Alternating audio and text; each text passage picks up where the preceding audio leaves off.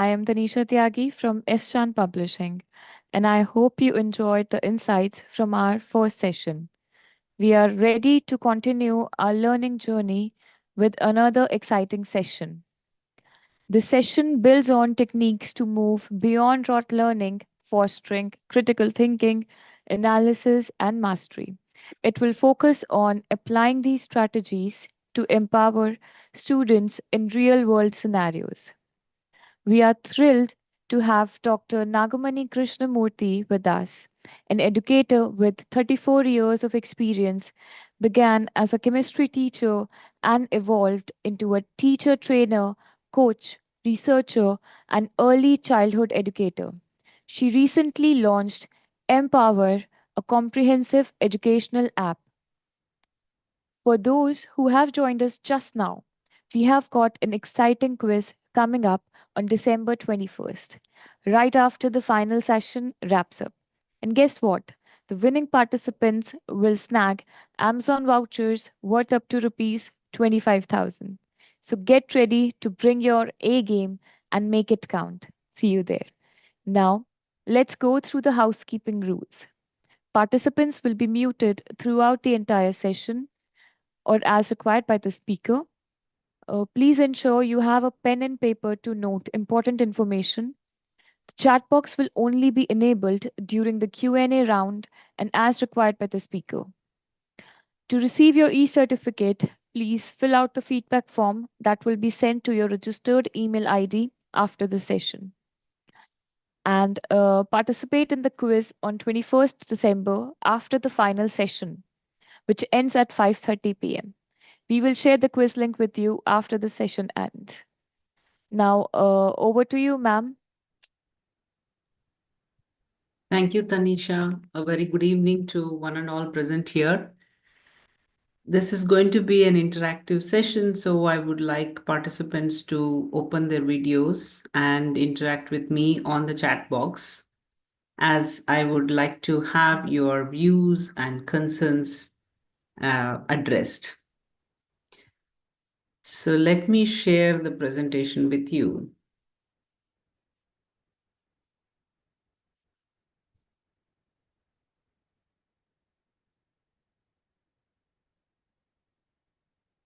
Can you give me a heads up for the presentation? Yes, ma'am, it's Yeah, visible. yeah, thank you so much. Okay, before I start talking about why we need to encourage students to start thinking and analyzing, or why we need to nurture thinking skills in young children, I have a question for all of you. What do you think is one word which comes to your mind when I say beyond rote? Can you quickly type in the chat box so that I know what you think about beyond rote? Yes?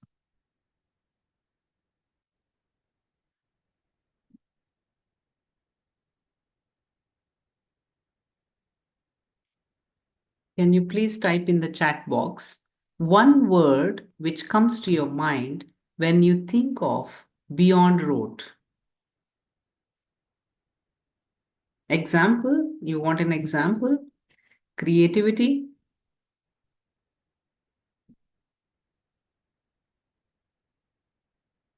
Is the chat box enabled? Yes, ma'am. Okay, all right. Open thinking? Yeah, right. Yes. Imagination, experience. Yes, yes. All right. Yeah. Active imagination, interest, focus. Right.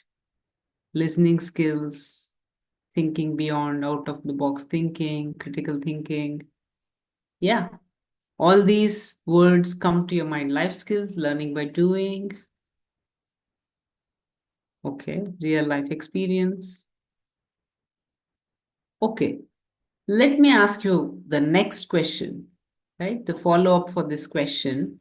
How many of you are actually practicing beyond rote classroom environment? Yes or no? Or maybe two?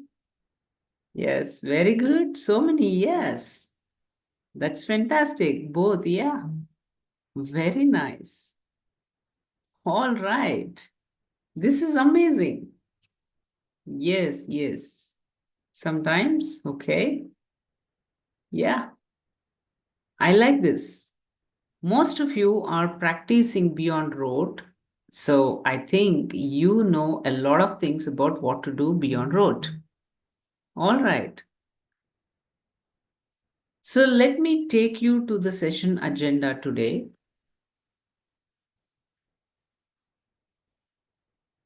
Yeah. Now we need to understand why we have to follow strategies to nurture thinking and analysis in young children. And are there any proven strategies for nurturing these young minds with thinking skills?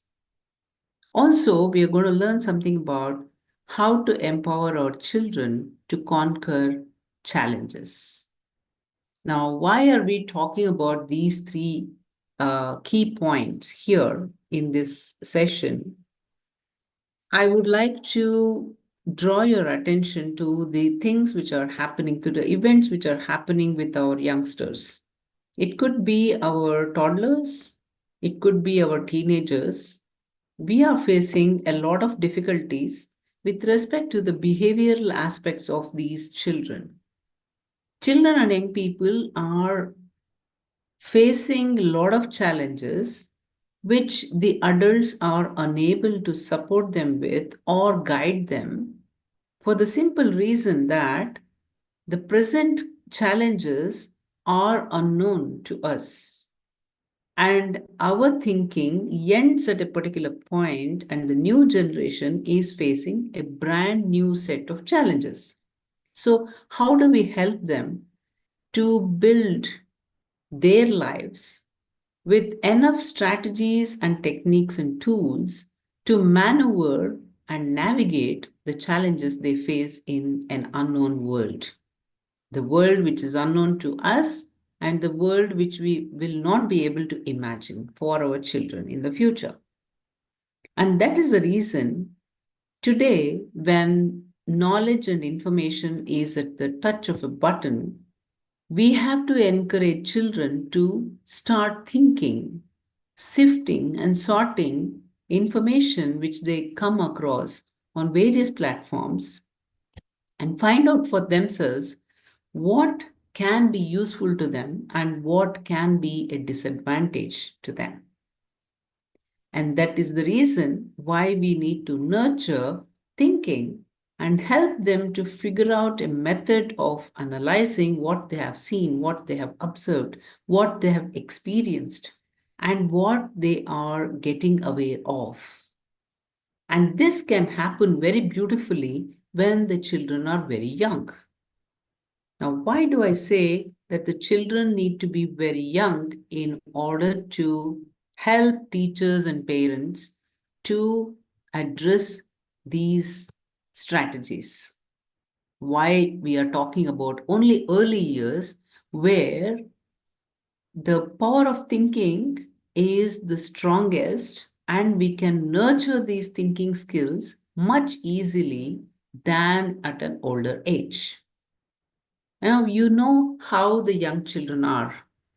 They are always playing and they communicate by different methodologies.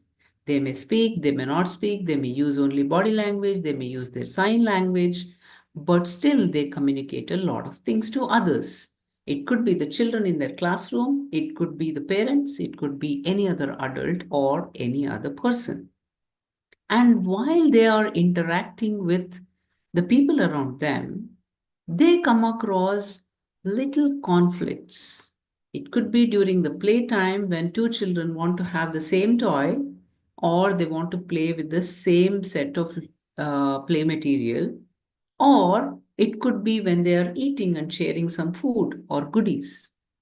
It could be the challenges which they face when they're expected to behave in a disciplined manner in a particular setting. It could be a birthday party, it could be the classroom situation. And these places create challenges for children to behave appropriately, the so called appropriately according to the adults.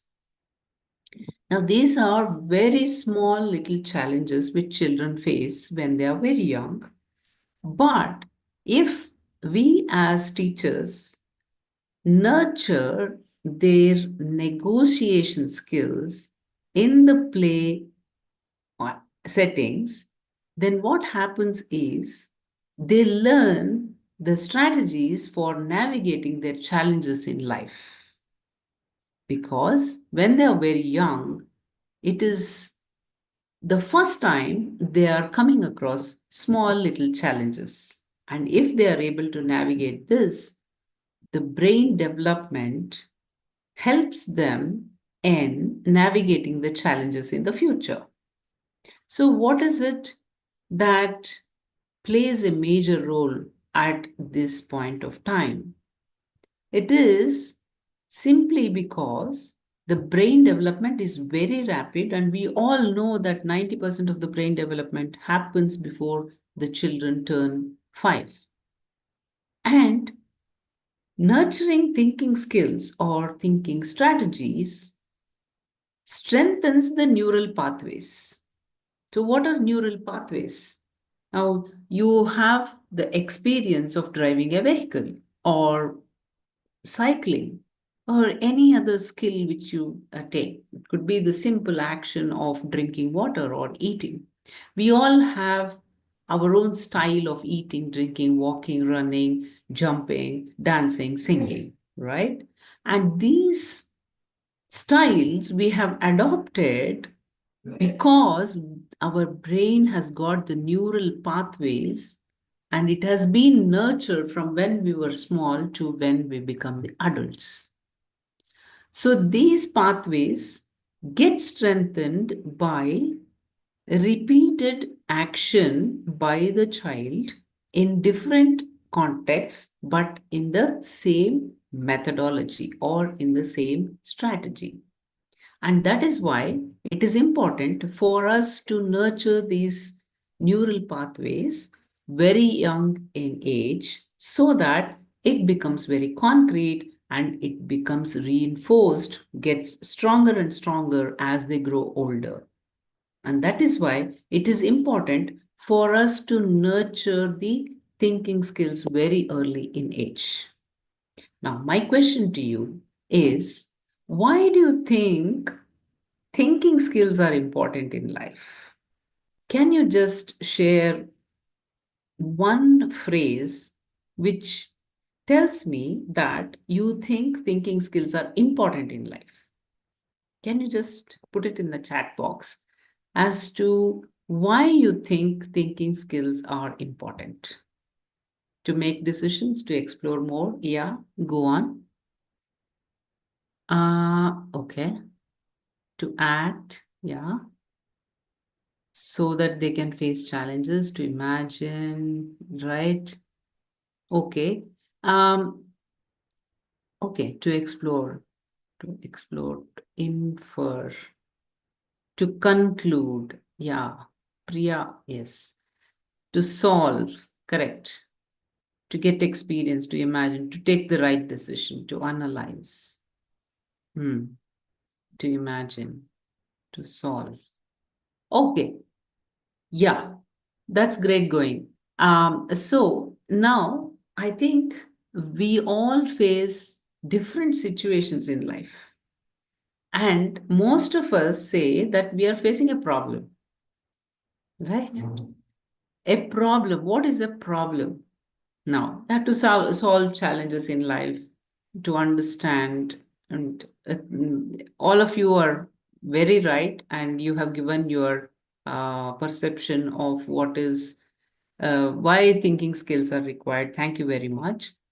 Um, Now, I was telling you about the problems which people face. We all say that most often, I think 99% of the people across the world will say, I have a problem. And what do you mean by a problem? There is a situation which is having lot of parameters and you are in the middle of it.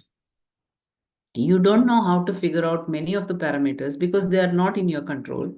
And maybe you are able to figure out one or two parameters.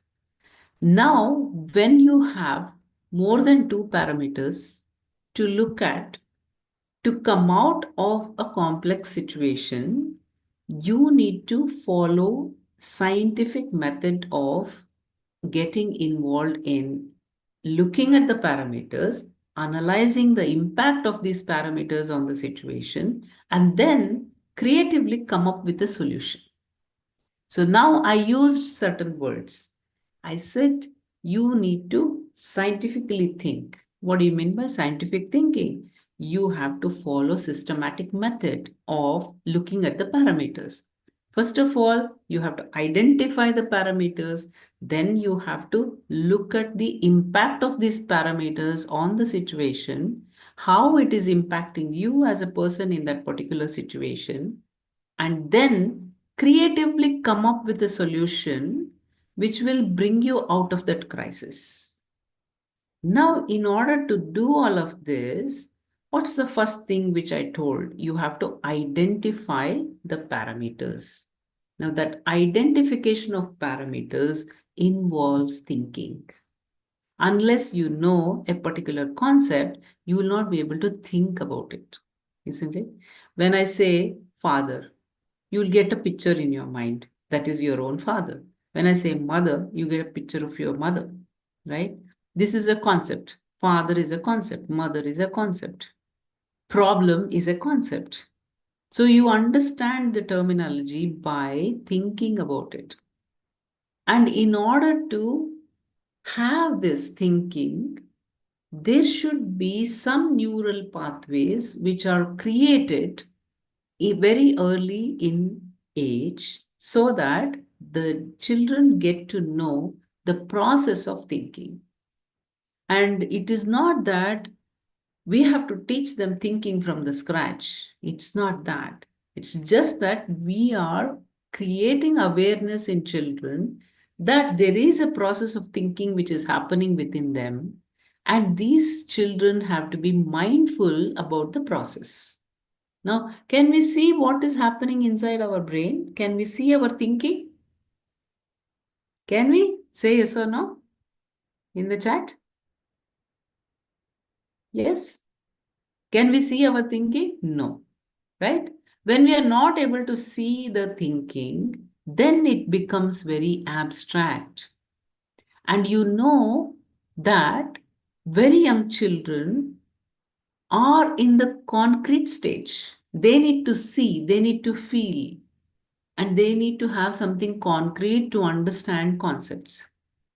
But thinking is something which is not understandable by children because they are not able to see.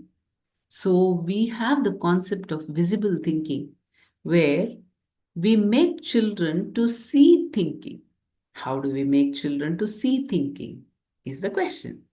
Now, when I say father, you thought of a picture, and if you are able to draw that picture, then your thinking becomes visible. That's what I meant by visible thinking. And that's what we need to make our young children to work on so that they are able to see what they are thinking, right? Now, when they are able to see what they're thinking, it becomes easy for them to understand what are the different parameters and analyze the impact of these parameters on that particular situation. Let's say we give the children a task of drawing a picture of these children playing on the beach. Okay. For us, it's a very simple thing. We say, draw a picture of children playing on the beach. And they will not be able to draw. 2, 3, 4 year olds will not be able to draw. But if you show them a picture of children playing on the sand in the beach, then they will understand, oh, there is a water body. if you teach them what is a water body, and if you teach them that the beach is there next to the water body, and if you show them the picture, they will understand that there are various things in this scene. There is water, there is sand, there are children, there are some balls which they are playing with, there are some sand castles, there are some people who are selling balloons, ice creams, etc. All these are the different components of this scene. Now, when the picture is given to the child is able to think about all the aspects of this scene and analyze what they would like to do. Now the thinking has started, and they are able to understand that, okay, next time when I go to a beach, first of all, do I want to go to a beach? I'm scared of water. I want to play in the water. There are all kinds of children. So they will start saying, I would like to go to the beach. And when I go to the beach, I will do one, two, three, four things. And this is exactly what is thinking. So the steps which are involved in creating the concept, understanding the various components of the concept, and then coming to analyze what they can and they cannot do, and then come to a conclusion is what is involved in the entire thinking process. And I think all of you gave me wonderful answers by saying that it's required because we need to solve problems, we need to understand our situations, and we need to probably be able to face the challenges. All these were the answers which you gave me, which are all wonderful and right. Okay, but let us see what we need to do in order to help children learn these skills. All right. Okay. I would like to give you an anecdote where I was running a research preschool where I had children between the age of 1.5 to 6 years. And these children were in an environment of very rich, nurturing environment where children were encouraged to think and solve problems on a daily basis in every situation. So once I had a challenge for the children of UKG. I wanted to teach them about light. And I said, today we'll play with light. And I gave them a situation. Let's go into the classroom and let's close all the doors and windows so that no light will come inside. Okay? Because children don't know that this is light and this is no light. Okay? So I made the classroom entirely dark where there was absolutely no light. And then slowly I opened the door. When the door was ajar, the light started entering the room and it was not coming straight inside, it was also getting deflected near the door. And I just asked the children to start making statements about what they observed. And you will not believe they came up with the characteristic features of light.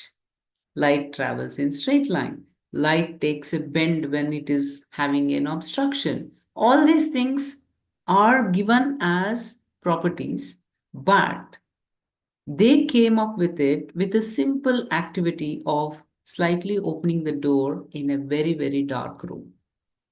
Now, I quoted this example because I want you to think of any situation where you have faced or you have provided a situation for your children either at home or in your classrooms which has made children to solve a particular problem, right? Once I showed them that if you open the door slightly, light started entering and they could see part of the things, some people and not all the people. And when I opened the door completely, they could see everybody, right? I played with it. They also tried opening and closing the doors. And they also tried closing and opening the curtains, which were drawn on the windows. And they played with it for quite some time before they started saying, you know what? It always comes straight, except when there is an obstruction. So light is actually coming around the door. So that is where children will explore and find out for themselves that light is something which makes us to see things, which makes us to see people, which makes us to see objects around us. And if there is no light, we are unable to see. Though our eyes are perfectly in normal condition, we are unable to see because there is no light. All these are outcomes of that activity, which was explorative, where I did not teach them that this is light, light does this, you can see only when there is light. All these things I did not narrate, but the children came out with it on their own. So, can you think of any situation where you saw or you provided a situation for children to think and analyze the situation in which they were in? If so, can you say yes or no in your experience? Yeah. Have you, you all said wonderfully that you know what is beyond road. Yes. Yes, Sunita, very good. Yeah. Go on. Yes. Have you provided a situation which created thinking in children and they solved a problem? That's my question. Yes. Very good. Awesome. Awesome. Awesome. Do you do it often or do you do it periodically or is it rarely? Yeah. This is the follow-up question. Do you do it regularly? More often? Often? Yes. Okay. Okay. Yeah. Right. Right. That's very interesting. Mm-hmm. Yeah. I'm so glad that you're all getting involved in such activities, and your children are the luckiest to have teachers like you who are able to provide situations which can nurture the thinking in children. Okay.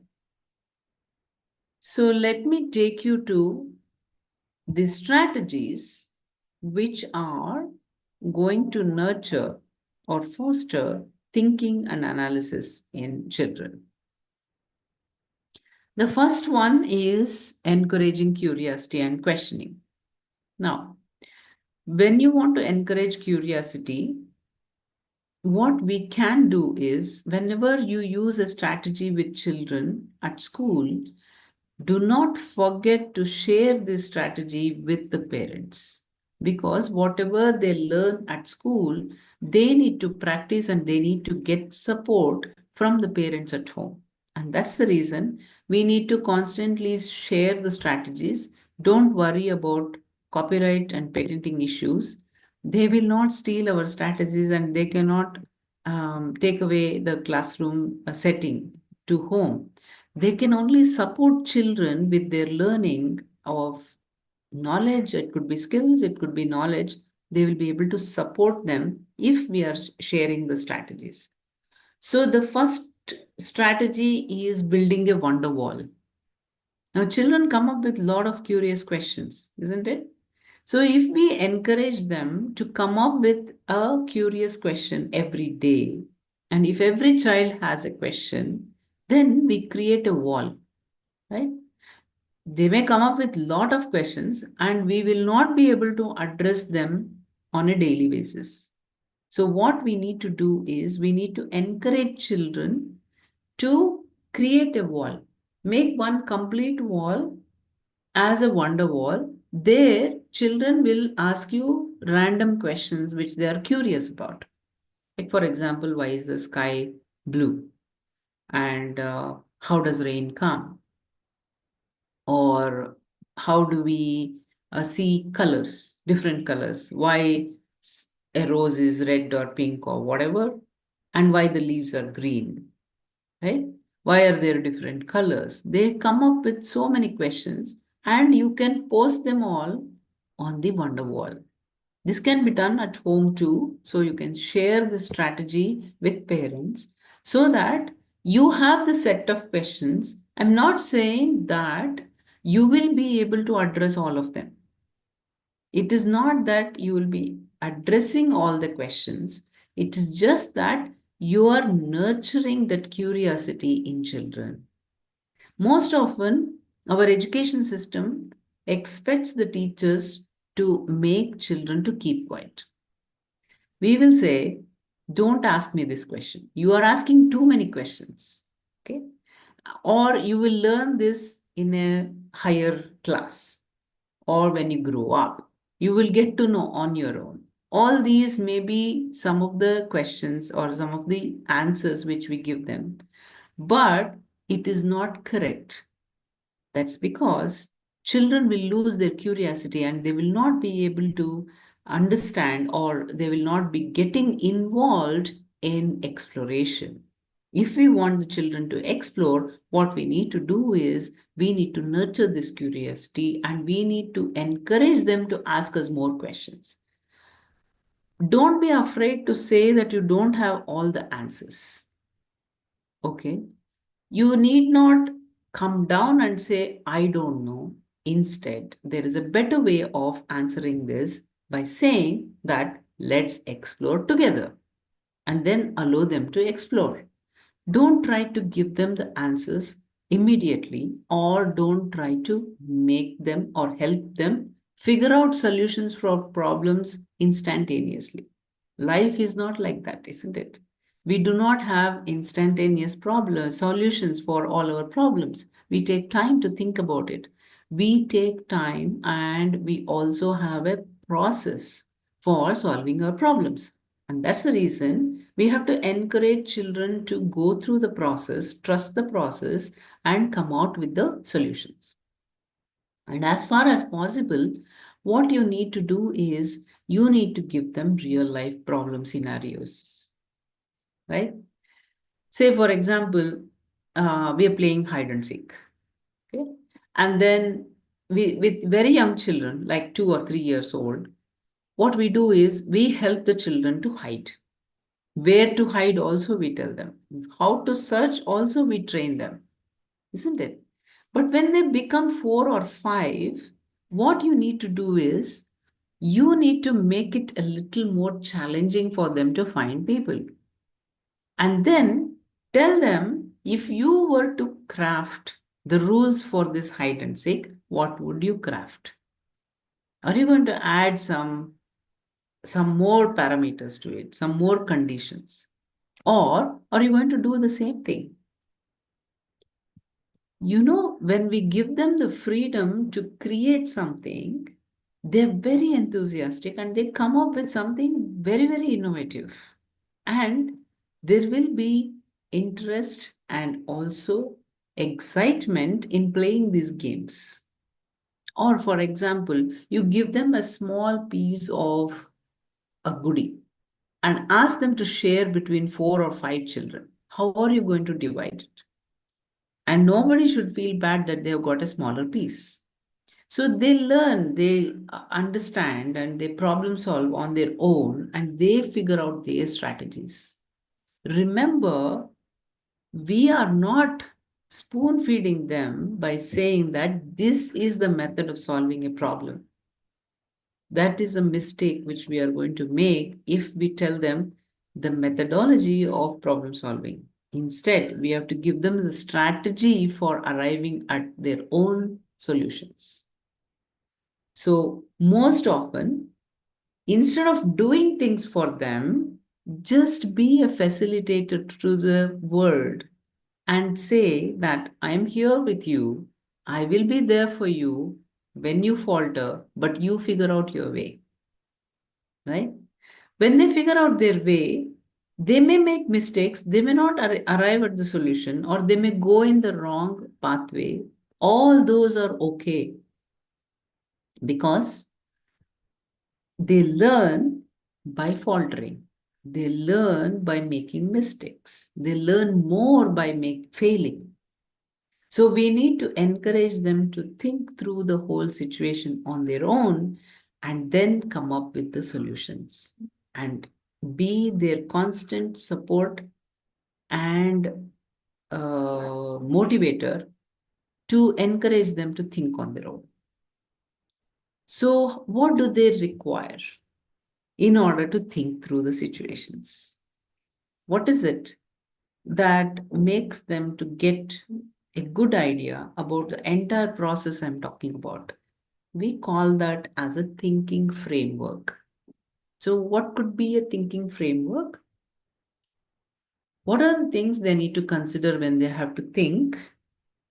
And how is it that they come out of a problem situation? This is a framework. Okay.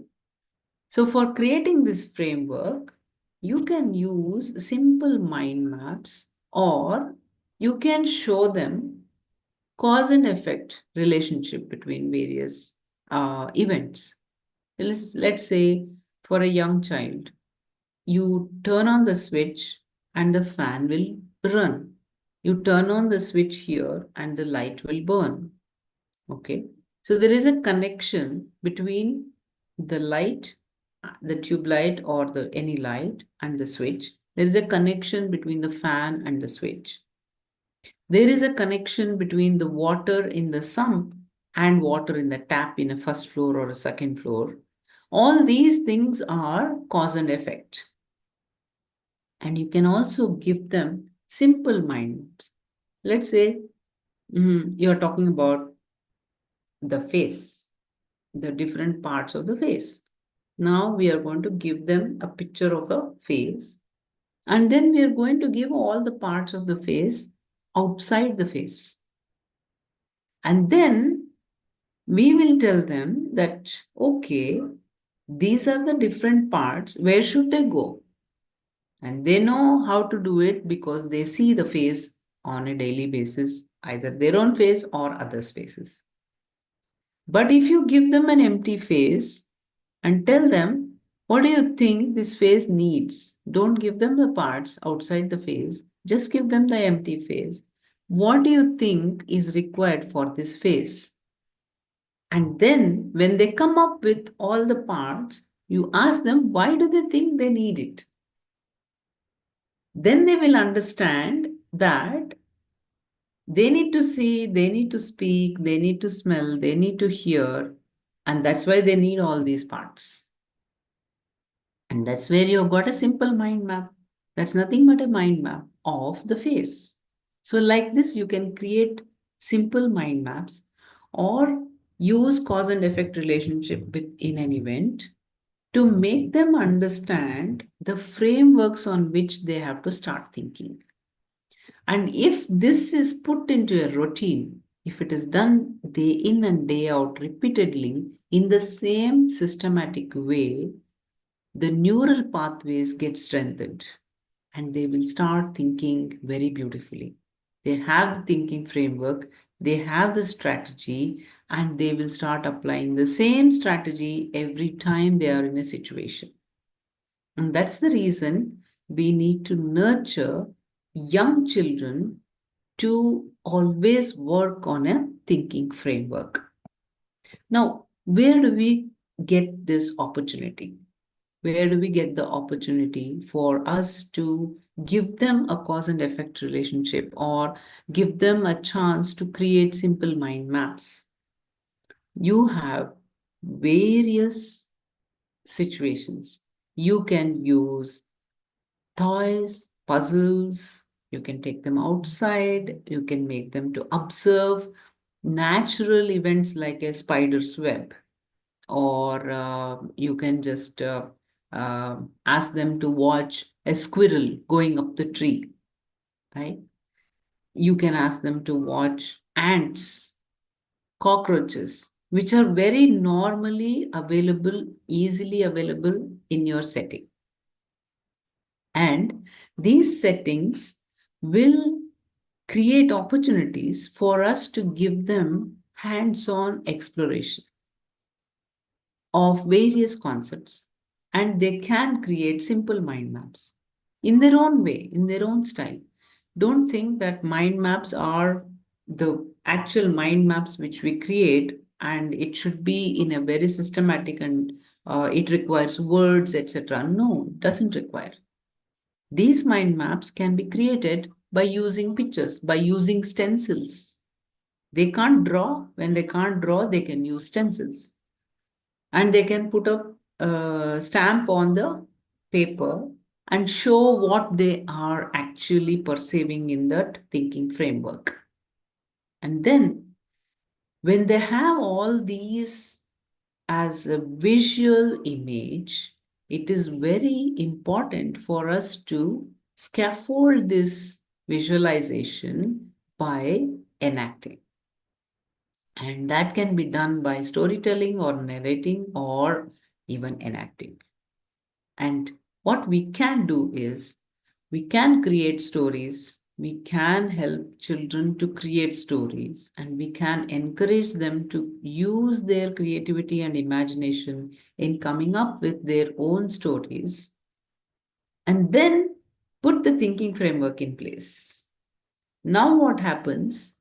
We are giving experiential learning in such a manner that thinking is in place, the experiential learning is in place, so the neural pathways are just amazing and they will become very good problem solvers and leaders in the future. Very importantly, when we are doing all of this, children are bound to fail. Children are bound to land up in situations where things are not working out for them. Even in these play situations, things may not work out. We have seen children build castles with blocks and with Lego bricks, and they may not always build something very beautiful. Somebody else may come and spoil it too, right? That also happens. So these are all challenges which they face when they are building something. The building may collapse, and that is a failure for the child. We need to create an environment in the setting in such a manner that no child feels that they are losers. Children should support each other and encourage each other to come up with a solution rather than laugh at each other. And this is the safe space which we have to create for encouraging children to experience success and failure, analyze why they have failed, analyze what can they do better, and what did they need in order to become successful. All these situations will help them to become very strong personalities emotionally too. So, in my research preschool Balavikasa, I used thinking strategies and I have nurtured thinking routines in young children, which can not only foster cognitive and metacognitive development, but also nurtures emotional intelligence. And I have research to prove with it. And therefore, this is a well researched strategy which shows that thinking at very young age should be nurtured in order to make our children stronger and smarter in the future. So, as I was telling, that thinking can help children to uh, make them become better in so many aspects, because it's always better to teach a person fishing rather than feed him with a fish, isn't it? And that's what we are doing here. We are giving them the tools and techniques for future and not giving them some symptomatic treatment. And that's the reason when you help children or when you encourage children to solve problems which are very, very small when they are young children, they become very good role models when they grow up. So when you are giving children a task of experiential learning, and when you're encouraging them to explore and create solutions for themselves, you also need to make them aware that it's okay to fail. It's okay to make mistakes. And that is where the growth mindset has to be nurtured. And we can use various strategies to nurture growth mindset. By, as I said, you can make them to work with each other, support each other in their exploration, and confirm that it's okay to make a mistake. If you are going wrong, I'm going to support you, I'm going to encourage you. Or failing is okay, let me find out another pathway, and make them understand that there is no single solution for a problem. Problem may be one, but solutions are many. And that is the mindset which you have to cultivate in young children, so that they understand that life never comes to a dead end. There's no dead end in life, my dears. There is always a pathway. It's just that people do not find ways of coming out of their problem situations, and that is why they feel that there is a dead end. And our students, unfortunately, in their teenage, especially in their milestones, as the 10th standard or the 12th standard board exams, they think that life has come to a dead end if they fail in the exam. It's not a dead end. It was an opportunity for them to create their own future. We have many, many examples. I need not quote any example here. We are all aware that school dropouts are not failures in life. School dropouts are indeed very successful people around us. And in the world, we have many such examples. And we need to encourage children to not think of any situation as a dead end.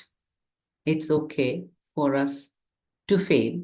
It's okay if we are not able to do something just like others. We are all unique and we are all special, and we are the best as we are. This is what we need to nurture in young children.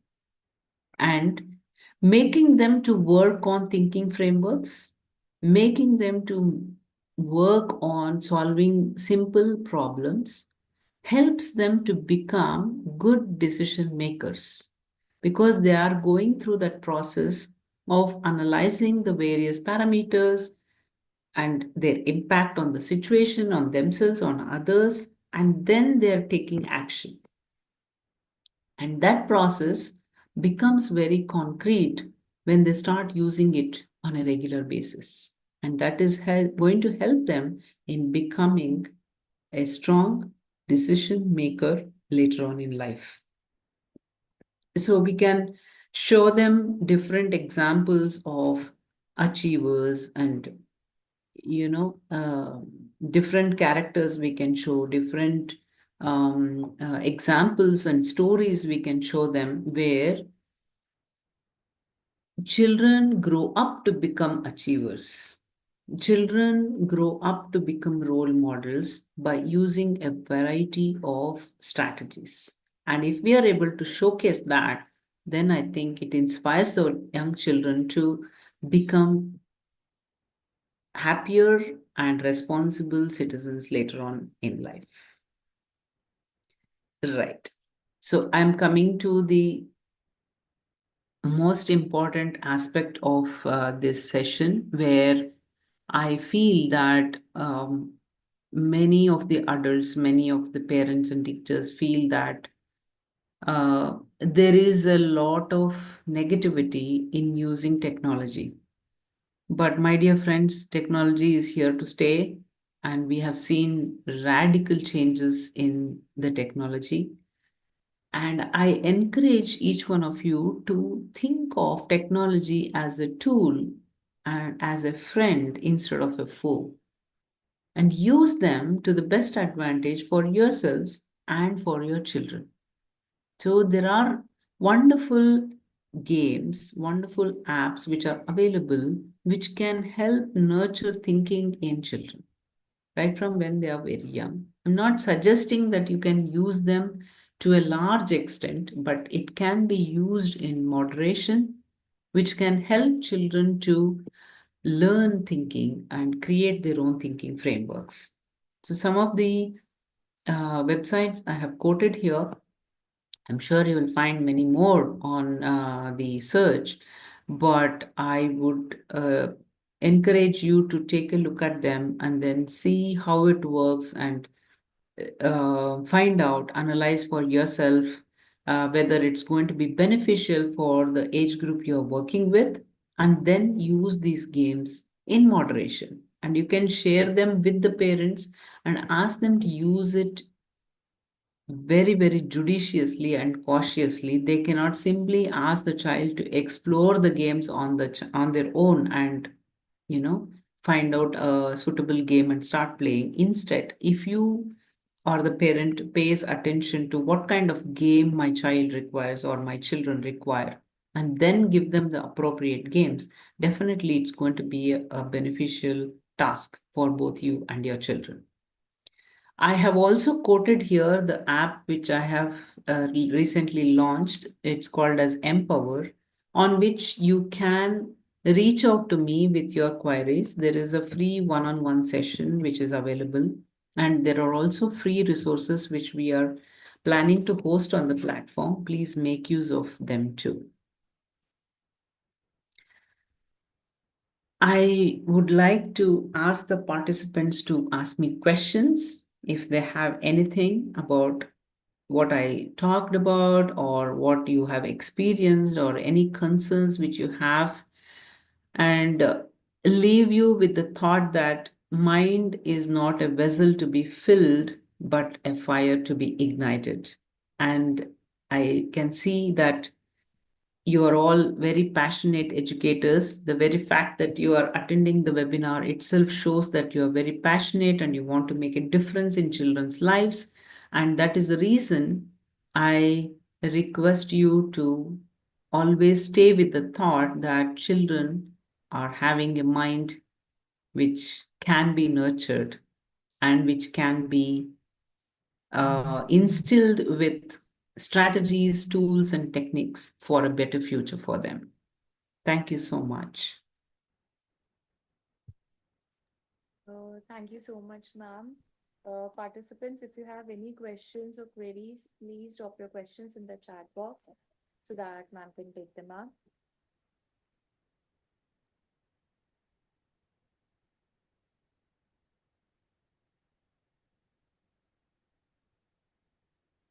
Ma'am, there's one question. What could be activities for social science in class 10th? Okay. Yeah. Social science is consisting of history, civics, and geography. I think I can take an example from civics or geography. If you take civics, for example, you can talk about parliament as creating a mock parliament in the, yeah, somebody gave me the answer already. Thank you, Madhavi. Yes.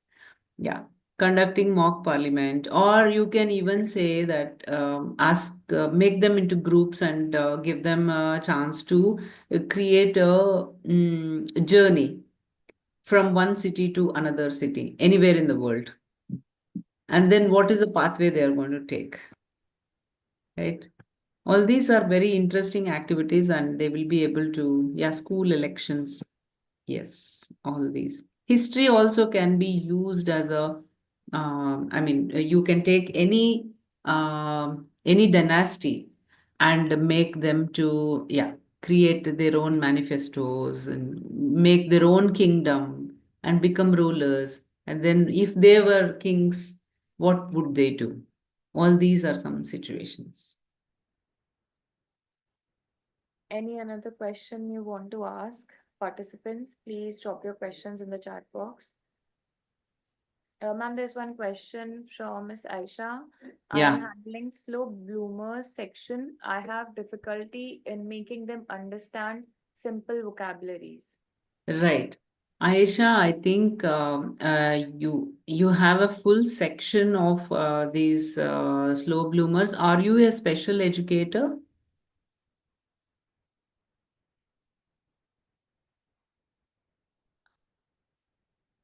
Ayesha?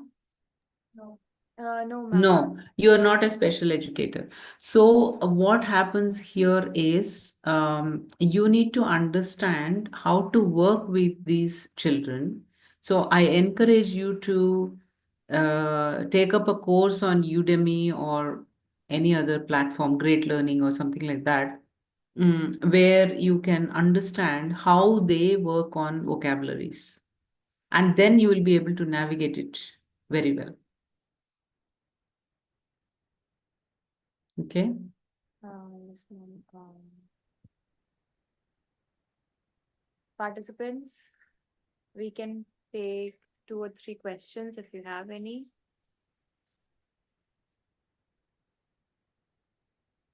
I can see lots and lots of positive feedback for you, ma'am. Thank you so much. Um, Yeah, yeah, yeah. ma'am, I don't think so. We have any other question. Okay. I have some task for the participants. So I want you to apply at least one strategy this week and share your success stories on a platform, on a social media platform with the hashtag Think, Analyze, Conquer, right?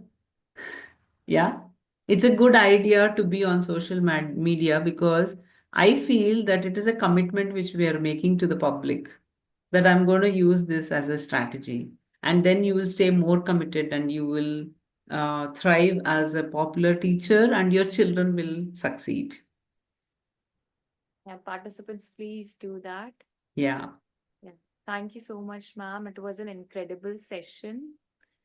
Thank you. Participants, we have completed an in-depth exploration of unlocking new ways to inspire deeper understanding and independent problem solving in your students.